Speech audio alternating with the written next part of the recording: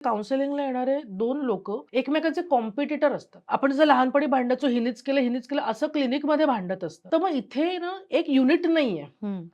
आणि एक युनिट नसेल तर ते फ्रॅजाईलच असणार आहे. हो. त्याच्यात ती स्ट्रेंथ नसणार आहे, की हं. जर मी आणि तू वेगळेच असं मला वाटत असेल, तर त्या नात्यात स्ट्रेंथच नाही उरली. हो. मग मी व्हर्सेस यू होतं. हो. मी एंड यू नाही होत. हं.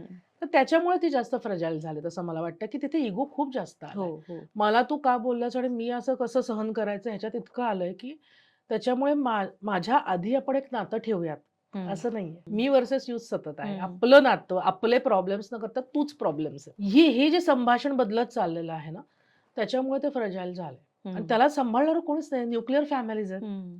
आपण जास्तीत जास्त आपल्याच वयाच्या फ्रेंड्सकडे जाऊन रडतोय. हो. मग आपल्याला नक्की जीवनाचं मार्गदर्शन कोण सांगणार? पेशन्स लेव्हल कोण शिकवणार? हं. की हे होतं, पण हं. म्हणजे लागलीच आपण त्याला जनरलाइज करून त्या व्यक्तीलाच दोष देण्याची गरज नाहीये. बरोबर. एक बिहेवियर चुकलंय, हं. एक गोष्ट चुकली, आपण तेवढंच फोकस करूयात हो. का? मग तू नेहमीच असं करतोस म्हणून ते आपण जनरलाइज करतो ना त्याला. हं. मग एवढंच फिलिंग आपलं एवढं होतं. मग आपण सतत वीक राहतो. आपल्याकडे काही प्लॅटफॉर्मच बनलेला नाहीये. मूळ नाती इतक्या पटकन तयार होतात.